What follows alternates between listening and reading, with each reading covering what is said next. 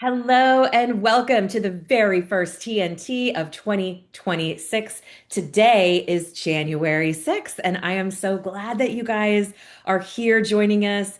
My name is Jen Neitzel. I'm the creator of Marketing for Notaries, author of On the Move, and co-host to this show with my friend and partner, Laura Bewer. Hi, Laura. Hi. Hi, everybody. How was your holiday? It was super fantastic. Other I than that lousy cold, Yeah. everything else was good.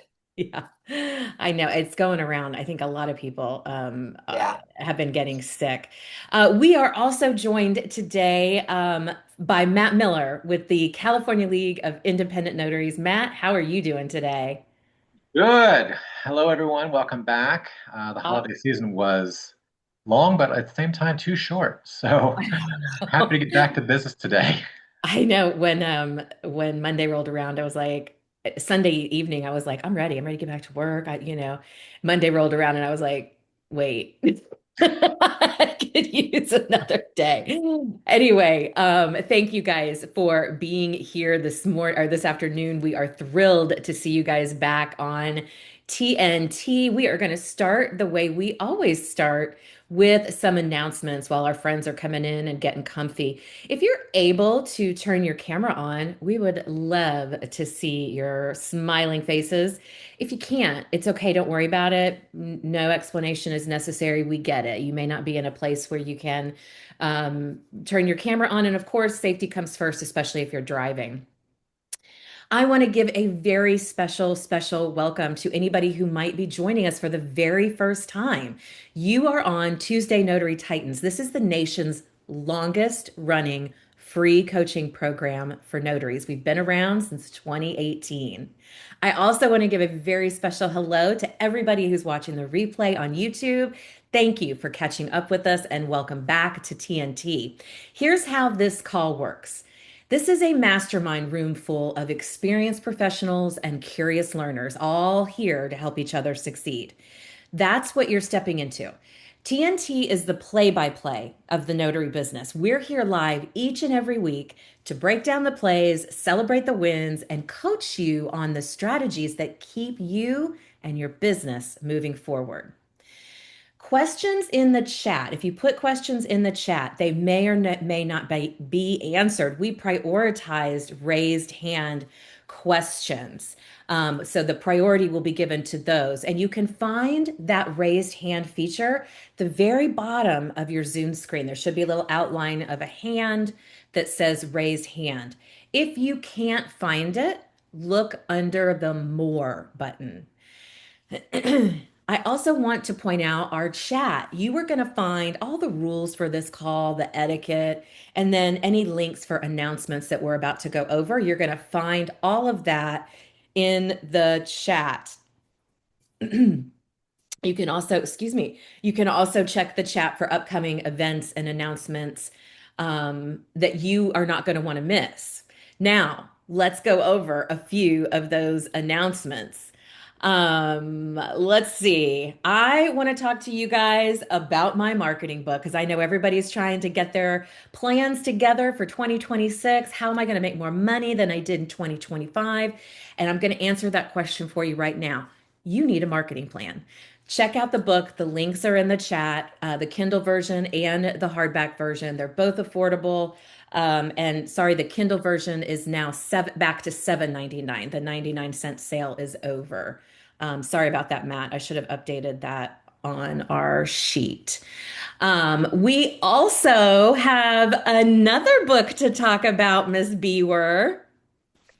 Yes, if it's possible you haven't heard yet, I also got a book out right before Christmas, and it is called The Compassionate Notary, and it's a field guide to signings in hospitals, hospice, and the homebound. And so if you've not done these kind of assignments but have thought about it and not sure what does that mean, what do I need to know besides how to notarize? If you're doing them but not very often, so you forget and you just need a little refresher, um, it's great to have in your bag because you never know when one of these situations are going to come up for you.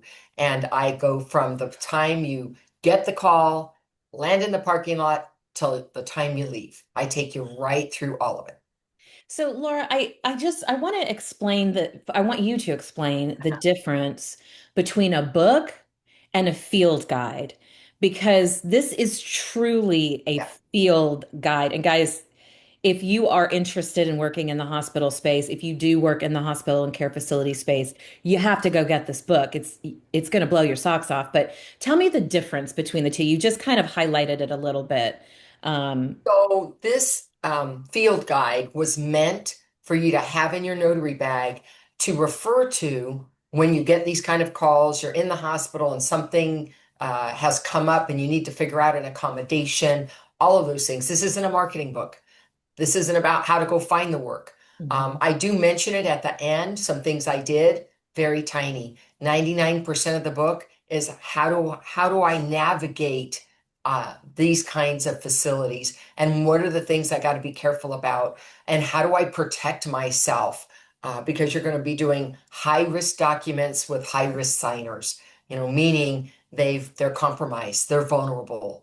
And so we have to take extra care with these kinds of signings. It's not the kind of signing that you want to wing it and Yeah. just say, well, I'll learn as I go. Don't practice on the public, please.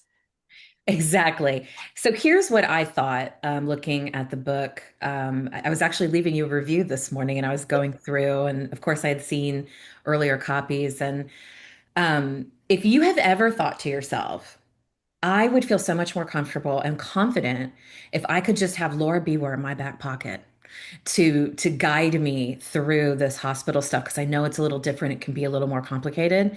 This is your chance to have Laura Beware in your pocket and utilize her techniques that have helped her build a 20 plus year sustainable notary business. It's an important book, and I'm excited for you guys to get it. Now, Laura, you have another announcement that you want to talk about with the National Notary Association having a job opening. Yes, if you are in Northern California, anywhere between Elk Grove and Sacramento and over towards the Bay, anywhere in any of those cities, anywhere, we have an opening for another instructor. And we are looking, I'm desperately looking because it's to replace me.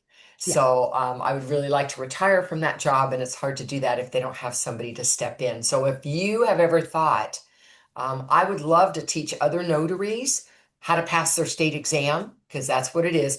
You're a road warrior, meaning you don't mind driving around between Sacramento and that Bay Area. This is a great assignment. It's really the best job I've ever had. The company is great to work for because when you're a notary and you're working for a company that services notaries, it all comes together. And so if anybody wants that, go to nationalnotary.org and then /careers. Fantastic. Could you put that in the chat and on our sheet so we can continue to share that? Because I don't think we have the link for that.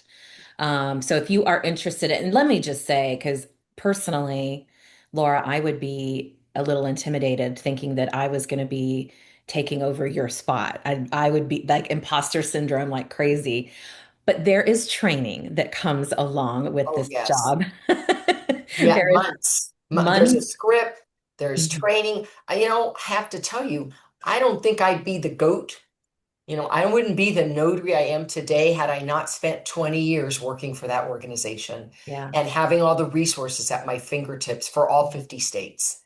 Yeah, and it So, makes sense that the NNA wants to tap into the notary audience, the notary community absolutely. in that area and hire somebody, who's familiar, at least with being a notary. So Being a notary is not a requirement, but it's certainly a plus. yeah, you guys are going to hear us talk about this for the next few weeks until they fill the position. But if you are in Northern California, this is not the kind of position they're going to pay you to move for or something. But if you are in the Northern California and you're interested, I would absolutely check that out. Laura's going to put the link in the chat for you guys if she hasn't I put the already. live link. Let me do it again. I also want to remind you guys, as we're coming into a new year, we are on the same TNT link that we have always been on. I've got reminders going out, but because Google has decided to auto categorize our emails for us, that means that your reminder email that comes out an hour before the call starts may end up in your promotion or spam folder. So please check there before you panic. Another great idea is to take this link that you're on, put it on your Tuesday calendar at either 12:15 Pacific, 2:15 Central, or 3:15 Eastern. Set it up as a repeater, and every week you're going to have that link right at your fingertips. If you're a member of Marketing for Notaries community or the CNTDA community, you can find a link to this call and every other call we host inside those calendars. Okay, today, we have asked our friend and our very special guest, Matt Miller, to come and talk to everybody about legislative laws new laws that went into effect on January 1st. You know, Matt is the expert when it comes to legislative updates in the notary community. He is absolutely the top in his field, and he is here today to share some great information with us. Matt, thank you so much for taking the time to review all these today. You're welcome, Jen, and thanks everyone for coming to get informed and get ahead. Let me go ahead and share my screen and we will dive into this. Everyone see the TNT Ledge update screen? Great. Yep. All right. Let me pull up my notes and we'll begin. All right, guys, there are actually 7 new laws that are going into effect as of January 1, but I picked the 6 most important ones that I thought you'd want to hear today. So, first up is Illinois' House Bill 3011. So, this new law requires community college district boards of trustee members to take and sign an oath of office before beginning their duties. And of course, this oath may be administered by a notary public.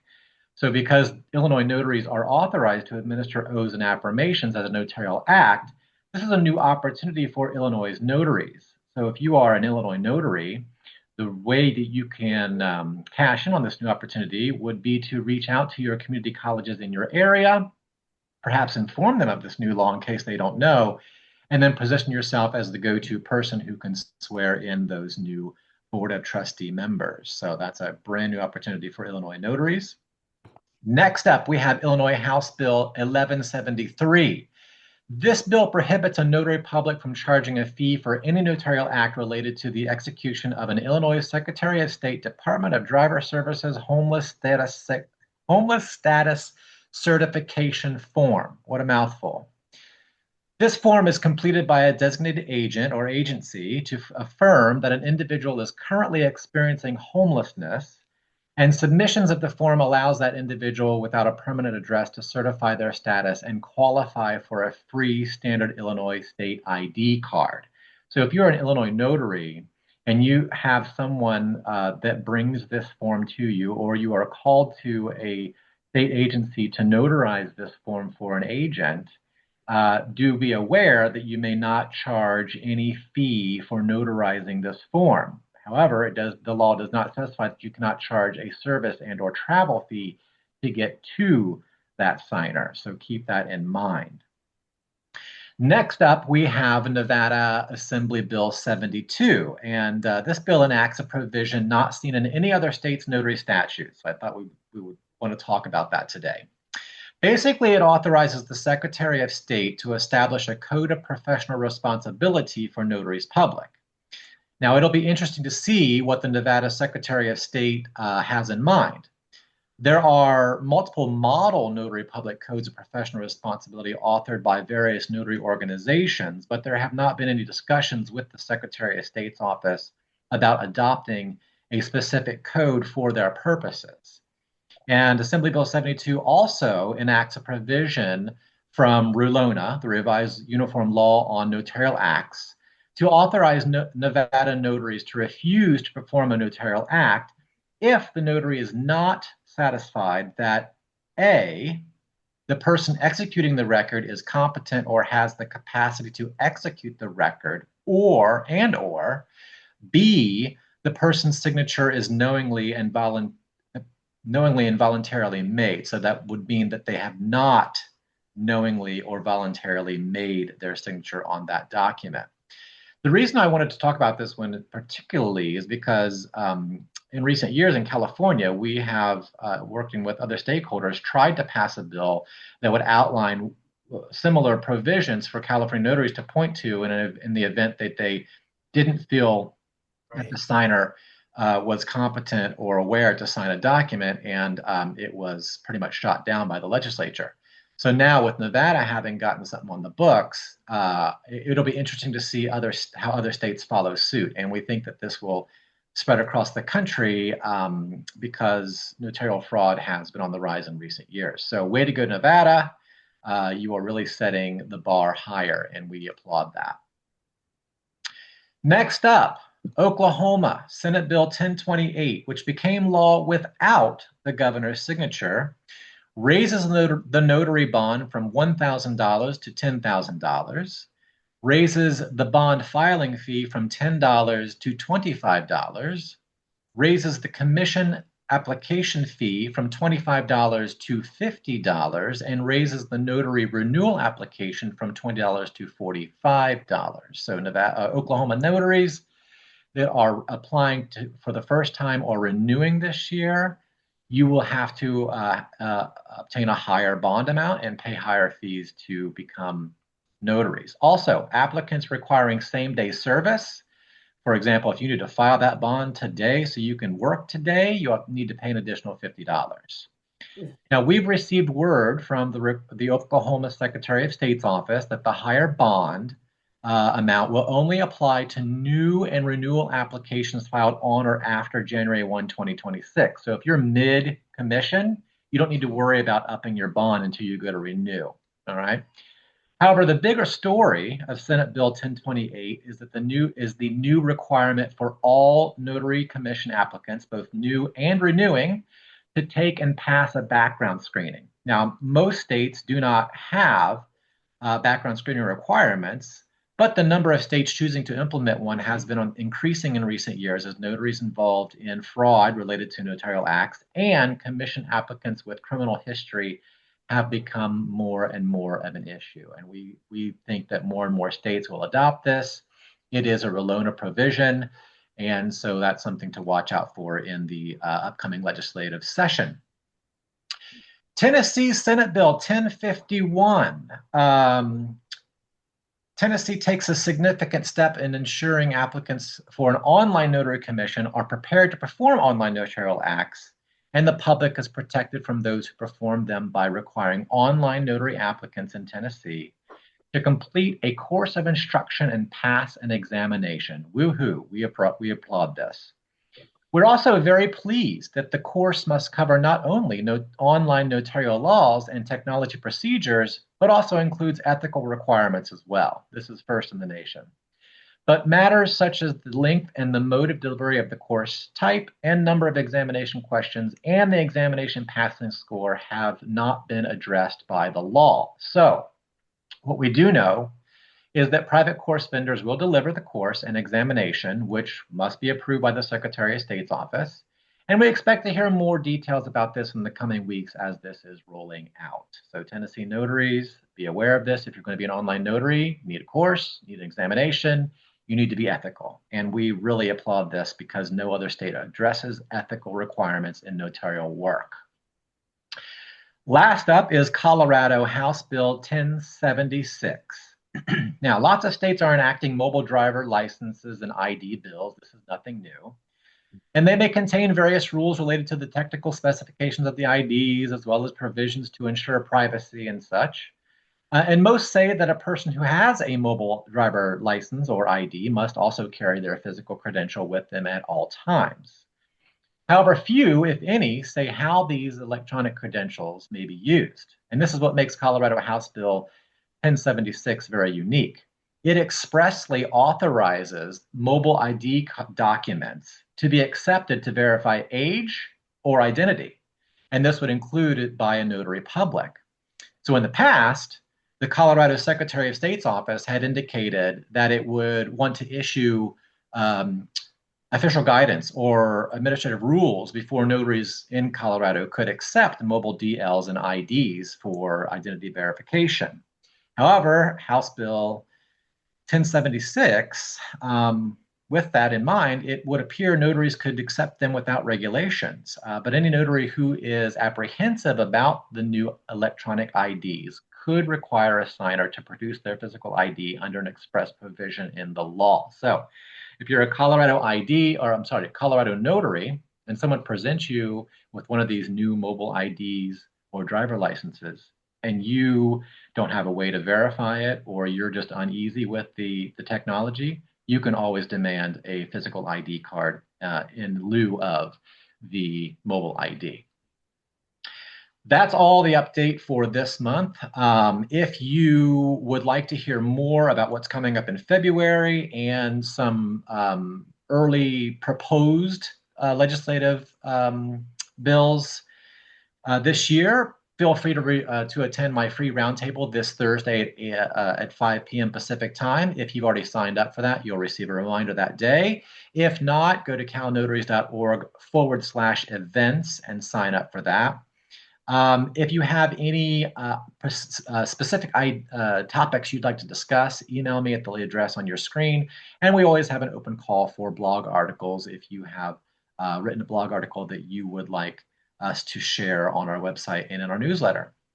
Well, thanks, guys. That is Q1 legislative update. We will do one again in the month of April. See you then. Absolutely. Thank you so much, Matt. And Matt is going to stay on our panel today. If you have any questions about these bills that just went into effect January 1, all you have to do is raise your hand and Matt will be happy to answer those for you. Remember, he is the foremost expert on notary legislation across the country, guys. And he's the one to help you understand any of these bills if you are affected by them. So thank you, Matt, so much for giving us this information. And we look forward to your Q2 update when we get that. One more quick announcement while you guys are raising your hands to get your questions answered. You can start doing that now. Go ahead and raise those hands. The feature's right at the bottom of your Zoom screen. And if you can't find it, look under more. Um, we're going to be doing things a little different. We're doing a little TNT shakeup this year, and we will be inviting guests to come on and share their expertise with you. And we are going to have them, instead of teaching a lesson, be part of the panel. So you guys can directly ask any questions of them. Of course, there'll be a little intro explaining while they're here. And Matt, being our first guest, of course, because he is our regular support on this call, he has invited Lori Ham, the executive director of the American Guild of Notary Professionals, of which Matt and Laura are both on the board. Lori will be joining us on the 20th. So you've been hearing the buzz about AGNP. Is that right? Yep. Yep. You've been hearing the buzz about American Guild of Notary Professionals. If you want to come learn more about it, we will have that information for you on the 20th. It's going to be a great call. She'll be here to talk about the Guild and answer any of your questions about it. Okay, guys. Oh, Laura has something she wants to tell us. Yeah, as I'm looking, because I always look to see who's got their cameras on, who's visiting us today. And we have a couple special guests, and I just want to say hi to them. We have Kimberly Sennett on from Notary Academy with us today. Woohoo. And I Hey, also Kimberly. see on a back page, Kirsten from Notary Stars Hi, is back guys. there. So you might not see her because she's on second or third page. But I just Well, wanted to say thank you guys for joining our calls. They each have Notary Stars Monday night and Notary Academy on Fridays. So there are lots of available communities and support for you out there. absolutely. And Laura, let's tell people about our new relationship with Notary Stars because we haven't really a formal announcement was made Monday on the Notary Stars Monday mentoring call. So I lied. I have another announcement. And Joanne and Latasha, we will get to your questions in just a second. But Laura, let's tell everybody. Do you want to explain? Yeah, as many of you know, Jen and I manage the CNTDA, the Certified, I have to think about what all those letters stand for, Certified Notary Trust Delivery Agent Program. And speaking with Ronnie Mickle, who manages his community, he said, it would really be helpful if you and Jen could come once a month and answer questions, particularly around estate planning documents and that kind of work. So we will, I believe, the second of the month, it'll be January 12th, will be Mhm. January 12th is the first time that we're going to be on together to address his community and answer questions that they may have about estate planning, particularly. And we'll be doing that through all of 2026. Yeah, it's very exciting. We are looking forward to the crossover and building our relationship. We know many of you are also notary stars, so we are really excited about this wider opportunity to support and encourage the entire notary community. Okay, everybody, we're going to get to those questions. We are here to answer them for you. And first up is Joanne in Washington. Hello, my friend. Hey Jen, hey everyone. How are you? I'm good. How are you? Doing fabulous. Um, Question on an appointment when I have calls because his wife does not have POA, and yeah, he's trying to get POA, but then he shares more information that the hospital is trying to get guardianship over his wife. I mean, would you kind of bow out on something like that? So I just want to make sure that I understood what you just said, that the hospital itself wants to conserve her, wants to be the person or the organization, because I'm not aware that hospitals or skilled nursing or any of those kinds of long-term care places can be either an agent. Yeah, because that's what it would be. They can't be an agent on a healthcare directive. Um, Financial, I'd have to check into the probate code, but I can't imagine that it's the organization themselves, unless what they're saying is she needs to be conserved, which is a court process, and the court will appoint either the spouse, family member, if there's one suitable to help care for this person, or they'll appoint a fiduciary to do that. I see. Okay. Yeah. So yeah, I would, because he happened to say it, it doesn't sound like he understands what's happening. Uh, and I would suggest to him, you might want to go to a senior advocacy place. Is he older? He sounds older. He Okay, yeah, there are talked to me on resources the that are in phone. every county to help seniors. And I would recommend he do that to make sure that any power of attorney document, that includes drafting documents, they have that kind of assistance. They have legal aids that help seniors with that he should go that route before he makes an appointment with a notary. I'm sorry. You cut out, Laura.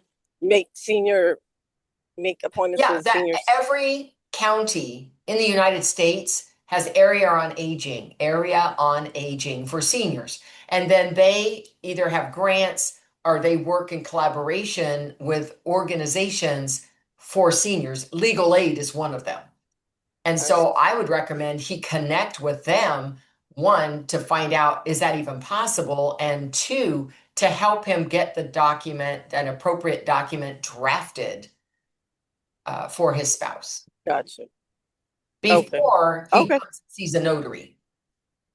And I think our friend Dan Brewer has something he wants to add here. Is that what you're trying to tell me, Dan? Yeah, I mean, so I'm curious because I just had this almost exact same issue 2 weeks ago also in Washington State. Are you happen to be in Vancouver area? No, I'm in Seattle. Okay. because there was an organization that was had exactly this, almost exactly this same thing, and I just told them it was a good question for their lawyer or for a lawyer. I Mm. basically took a pat. I thought it was kind of a little bit like way outside my lane, but it was interesting because you're calling from Washington. I just had one organization very similar to that in Washington State as well in Vancouver. So I'm just curious if this is going to be a new trend in Washington State or what. But needless to say, yeah, I just told him to call a lawyer. Or, I mean, that I wasn't going to be able to answer that question. So Okay. And those resources are open to the public. So, I mean, if I wanted to know, hey, is that possible? I could go to my area on aging.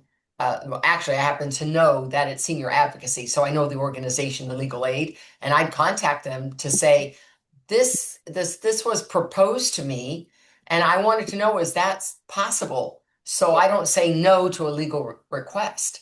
What? One of the ways that we get better when we don't know the information is to ask the question. You asked it here, which was great, but really, that's going to be something that needs to be addressed in your state by a legal aid.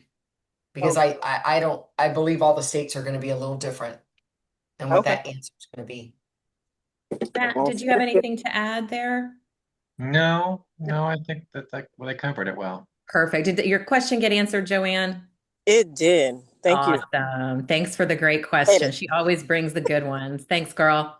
Thank you. Have a good one. You too. Latasha Carter, right here in DFW, Texas. Hello. Yay. What's your question Hello. for us All today? right, so I have two things.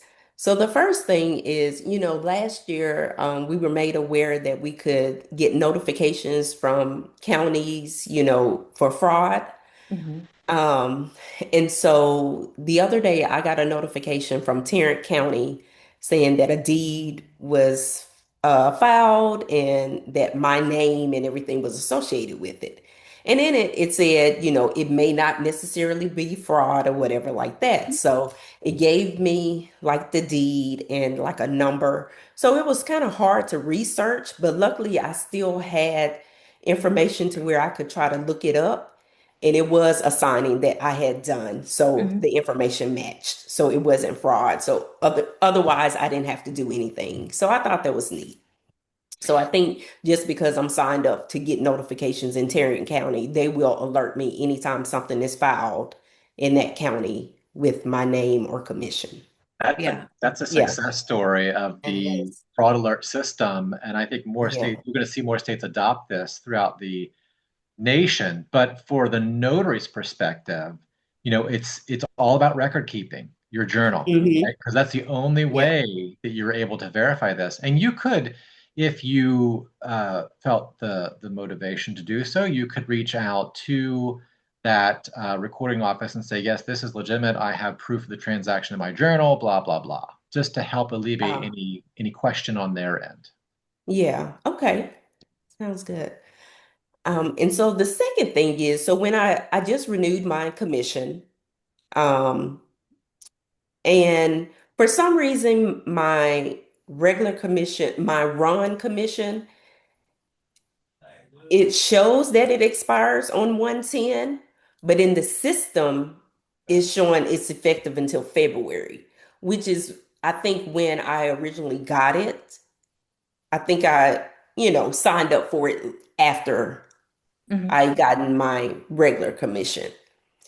And so it's not allowing me to renew my Ron commission, but it's going to expire. So I'm trying So to your figure Ron out, commission, though, is separate from your regular commission. Those are two different things. right, but it is showing that it when I got the commission, it was basically the same as my regular commission. So it expired 1/10/2026 as well. Huh. But it's not, but in the system, it's showing a different effective date. It's showing February, Okay. which And I so your think is, question is how to handle that? yeah. I mean, do I like, It sounds like Well, your traditional commission is set to expire 110 and your Ron commission is set to expire in February, but February, yeah. you should not wait. You should call the secretary's office Yeah. for sure. Okay. That's where you're going to get the right answer, not Yeah. here. Okay. You need Yeah. to contact them and see what the direction is that they give you. Yeah. Okay. I Yeah. I agree. Pick up the phone and give them a call. Believe it or not, the Secretary of State's office, I've always gotten very pleasant, friendly, kind people answering the phone if I've ever had to call here in Texas, Latasha. So don't be intimidated. It could just be a clerical error, but it is definitely, you don't want there to be a gap in any Yeah. of your earning opportunities. So definitely prioritize calling them today. Yeah. Okay. Perfect. Thank you. Thank you for that. Thank you for that. Mr. Greer, how are you today? Happy New Year out in San Francisco. I am indeed. Hello, everyone. Happy New Year, everyone. Happy New Year. I have, I guess, an odd situation I asked about on Facebook, but I thought I need to ask like legitimate advice. Is is it acceptable to ask for a print fee for a signing before it happens? What's happened is that I've had an assignment that was supposedly due like Monday, yesterday.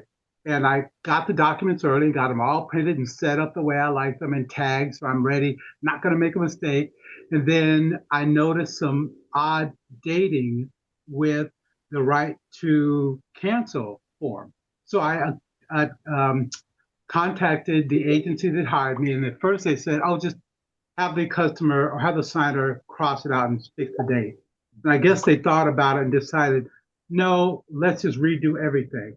So, so like yesterday afternoon, I get notice that all new documents need to be done.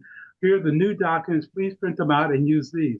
Now, so I'd already printed out two sets of 184 pages of documents already.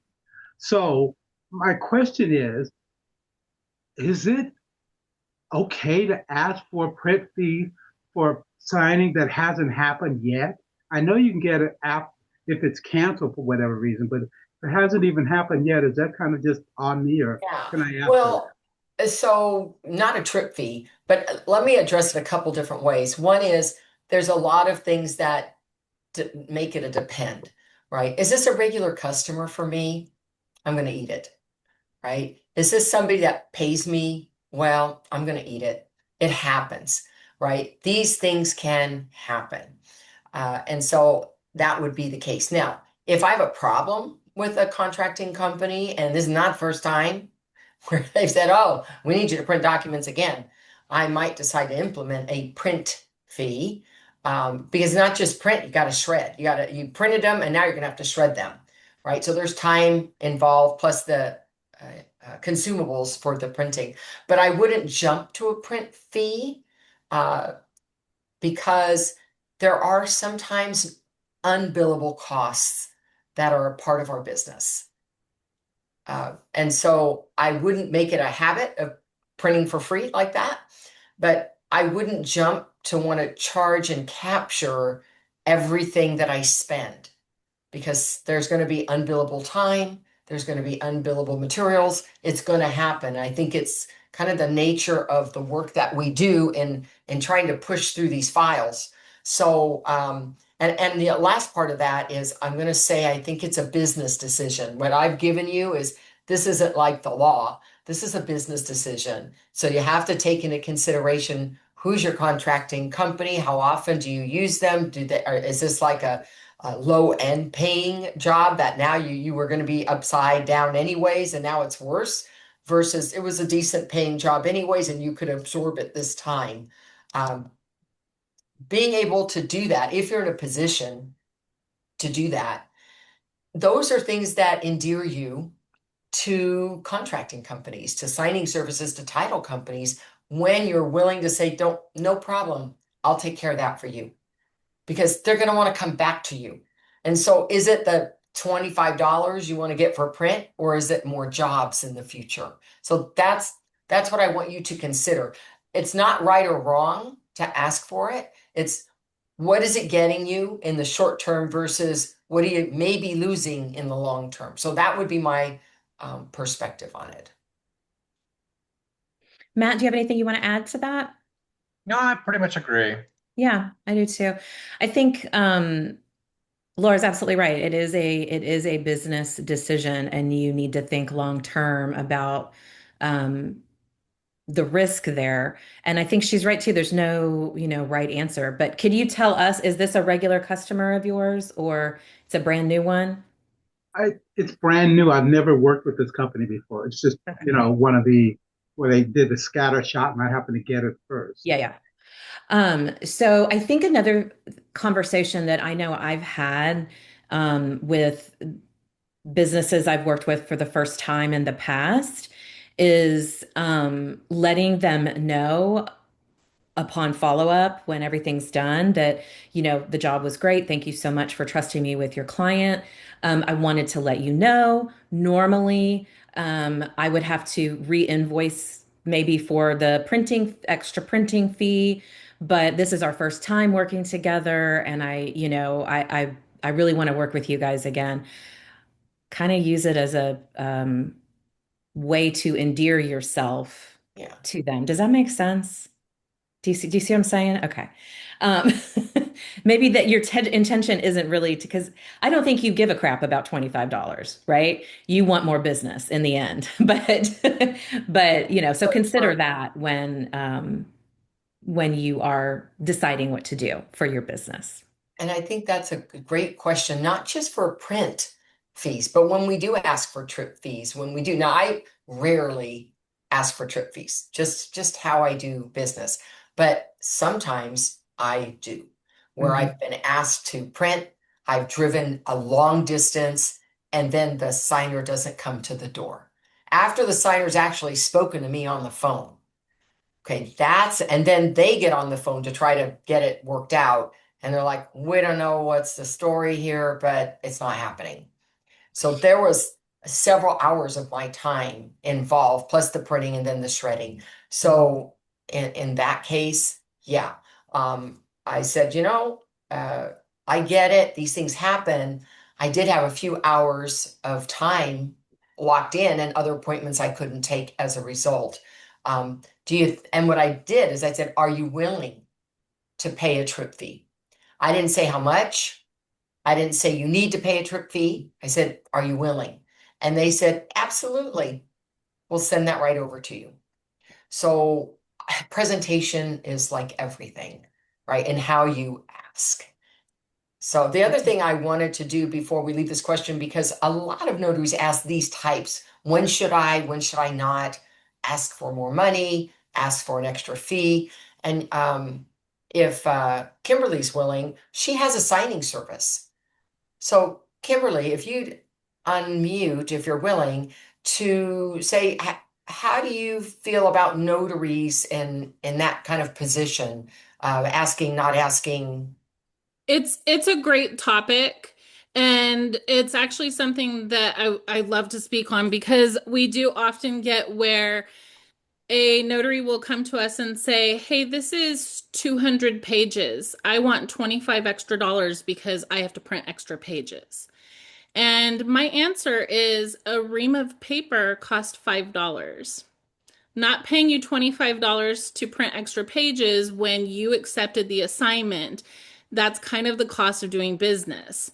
Same thing when it comes to parking. If a notary tells me up front, hey, I know for a fact that I'm going to have to pay $15 for parking, then we will adjust the fee. But if you accept an assignment and you go and then you tell me parking's $25 and you want that money, we're not going to give it to you because that's the cost of doing business. You're running a 1099 independent contractor business. You're not an employee of the company. So you have to realize that sometimes the bigger picture is that you do have to absorb some cost. It doesn't happen all the time. And if it's a signing service that you work with often and they pay you well and they pay you on time, then it's a conversation you can have. But it is definitely something that a lot of times it comes across very I can't think of what the word is, entitled. That the notary is entitled to receive it, and we only have so much money we can put into, you know, what we're giving out to people. Me personally, we only profit $25 to $50 a file, sometimes a little more, but usually that's it. The notary does the lion's share of the work, so we give a majority of the money. So when you come back and nickel and dime us, it makes it really, really hard for us to be able to even adjust because we're giving you the lion's share. Thank Not you, all, Kim. I will say this, sorry, long-winded here, but I want to say not all signing services are created equal. I run my Yeah. signing service quite different than most. So I'm also not among the masses to say what everybody else would say. But it's an example. And Mhm. really all I was looking for here, because it's a very thought-provoking question you asked, Larry. And as business owners, we need to consider all the aspects of our business. There are times that we have to do things, and I'm Kimberly told a story about just a horrible notary, actually, that she got to witness firsthand because she was a witness at the table. And I want to tell you something that happened with me because I like to be transparent. Just because I've been doing this 22 years doesn't mean I've never made a mistake. I took care of a trust assignment for an attorney friend of mine, and the first name on the document and on his ID matched said Ricardo. And for whatever reason, when I filled out his certificate, I put Richard because I know Richard is Ricardo, but his ID did say Ricardo. And I scanned it. In my journal, I have Ricardo. On the document, it's Ricardo, but my certificate was not. So the attorney called and said, what do we do? Because it's already been filed. It didn't get caught. So it's a filed deed. So it's like, what do we do now? And I said, okay, you're the attorney. So I'm not going to tell you what to do, but here's what I'm thinking needs to happen. I need to meet with your guy, print out a corrective deed, or at least do a cover sheet letter with another grant deed. I'm going to come on my time, my cost. I'm going to take care of it. Is he in your office? Yes, I'm coming right now.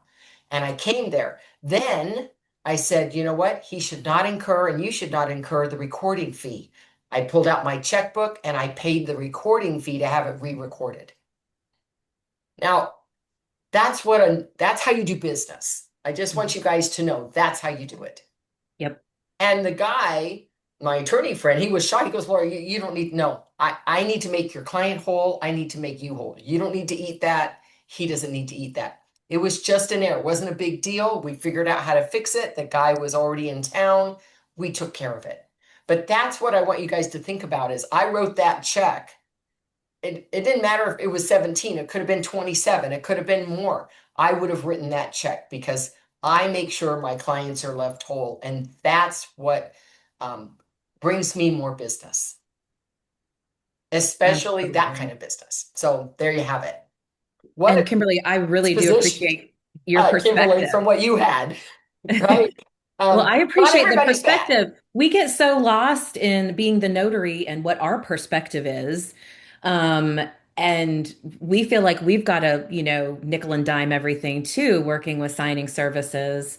So it's very interesting hearing your perspective, Kimberly. So I appreciate you being transparent about that and sharing it. I think it's a very important conversation. I would be remiss if I did not take this opportunity, though, to let everybody know that if you are getting frustrated working in only one space in the notary world, loan signings only or medical facilities only, and you are interested in estate planning, Laura and I are actually hosting a free seminar tomorrow. It's on Eventbrite. The link is in the chat. You can come learn all about becoming a certified notary trust delivery agent. And the reason I'm bringing it up on the back end of Larry's question is, and his concern is because printing is generally speaking, I would say 95% of the estate planning jobs you have are not going to require printing. It's not going to require you to run to FedEx before 5 o'clock and get there for funding that day. It's not going to jam up your schedule. It's a completely different space that you're working in. So if that is something that interests you, check out the link. The call is tomorrow. What time's the call tomorrow? 8 a.m. Laura? Pacific. 8 Pacific, 10 Central, 11 Eastern. There'll be another one on the 19th as well. But come hang out with us and learn how estate planning is different and um, how it can help you in your business. Thank you so much, Larry, for bringing that up. What a great conversation. We're getting into the meat of this call. That's why I love it. All Thank you, right, Pam. Pam Adame in California. What's your question? I have a question. I happened to pop into a clubhouse. I don't know if it was yesterday or the day before, and they were discussing the Patriot Act and who and how you're supposed to sign at the bottom. No, I heard And I they that. were saw going that back on and forth. TikTok I today didn't, I too. ended up coming out of it. Anybody else see that on TikTok today? Yep. Oh, was it on TikTok? It No. was, yeah, one of the notary Same community's question was favorite. on Monday Night Mentor uh, on Ronnie's call Oh, that as I well. Same missed. question. Yeah. Okay. The answer So is the same, Pam. Did you miss the call? Did you I not be did, on? You I were did not miss on. it. Yes. Okay, so the answer is a signing agent. Yeah, If that's what you're I thought. not notarizing a document, then you're Right. not using your formal title of notary public for not just the Patriot Act, but any document that might be in a package that they've given you direction that it's your job to fill it out, right? That could be an identity form, it could be some other form, but you're not notarizing it, then you're not acting in the capacity as a notary for that document. Right. Do not use your title. Right. And then I've done multiple signature by marks. I mean, if somebody can't even make a mark, are you allowed to use a fingerprint or thumbprint? Yeah, that's considered a legal way That's what to I make a thought too. mark. And I've done Okay. quite a few. And I don't use you're in California like me. Uh, I don't use the thumb to do the signature because I'm using thumbprints for another reason. I'm collecting right. them. But I use the index finger one because it's longer and it can Right. reach over into the signature line better. Got it. Okay. All right. That's it. Thank you. Thank you so much, Pam. And yeah, I saw Jill said she saw somebody talking about this signet the Patriot Act on Facebook today as well. There's always going to be people that try and ruffle feathers to get attention, you guys. Always, always, always in the notary industry, in every industry. Don't take everything you hear as gospel. Do exactly what Pam did. Clarify. Pam's been a notary for years. Um, she's probably heard that before, but if that question pops into your head, she was so brave to bring that to us and say, like, let's clarify this once and for all, because I'm hearing opposing information. And there's nobody that you can get better information from than Laura B. Were. So if you guys have those kind of questions, that's exactly what TNT is for, right, Laura? Absolutely. Yep. Okay, our friend Melissa in California has a question for us. Hi, Melissa. Um, there's something that's been on my mind because I was a notary, me and my sister, for another notary friend of mine for a trust notary, and that I had never seen it before, but they wanted the witnesses notarized too. Yeah. So so that was new, and so she said, oh no, we don't need to do that. So then later I found out, I think on a Saturday call or whatever. So I was calling her and I told her we should go back there and correct his documents because they were like a do-it-yourself document for an older couple, so they stayed with the documents. There's probably nobody looking them over, and so Mhm. I feel bad because when they need them they might be invalid. Well, they will be invalid.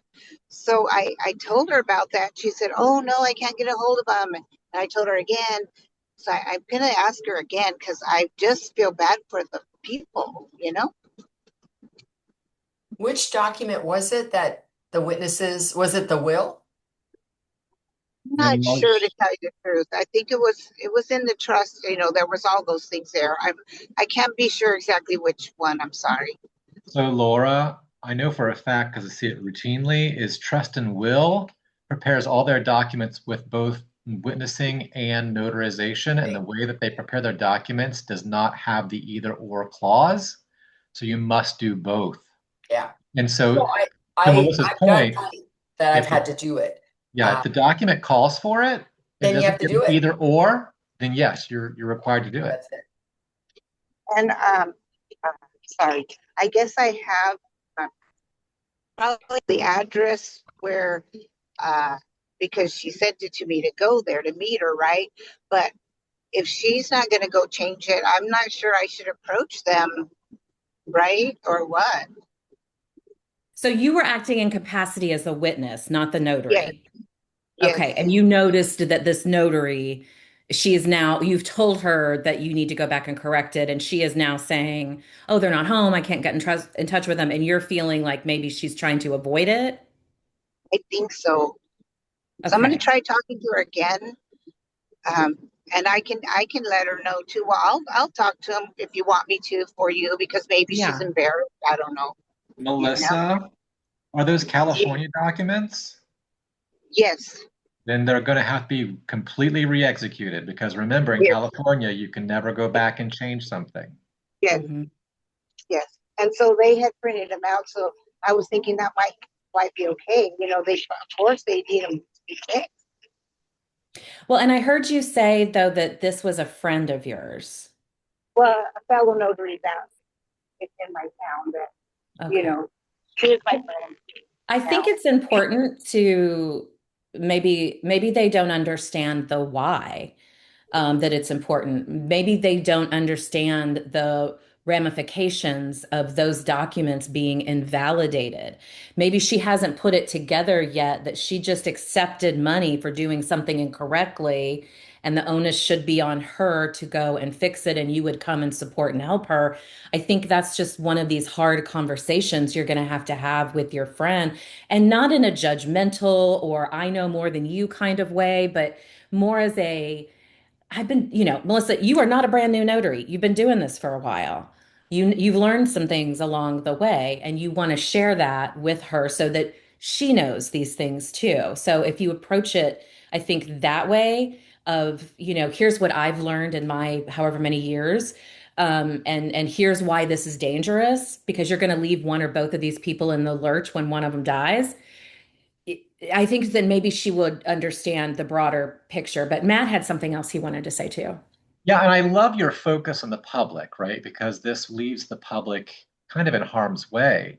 But, should the beneficiaries or survivors of these persons go to use these documents and find out that they were incorrectly executed and therefore are invalid, even though they do still show intent, that person could then file a complaint with the secretary's office, which would involve probably in some kind of disciplinary action and or fine. So it's about protecting yourself and your customers and the public alike.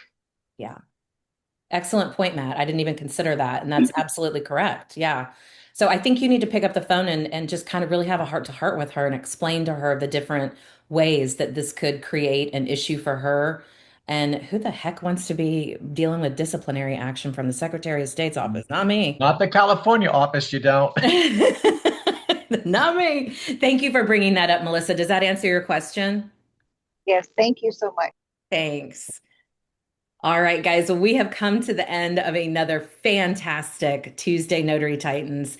Thank you guys for spending the afternoon with us. There is a survey that's going to pop up right when this call ends. If you would take a couple of seconds, it takes less than 2 minutes to fill out. If you would take a couple of seconds and fill that out, we actually look at those. In fact, we were looking at these yesterday, weren't we, Laura and Matt? And it's important because it helps us shape this call to meet your needs. I am going to leave you this week the way I always do, and that is by putting Laura on the spot to close us out. You did not. Okay, I have a quick one. You earn when you learn. So think about that. Wise advice. See you next week, everybody. Bye-bye. Bye. Cheers. Thank you, Matt. Your update today was awesome. Thank you.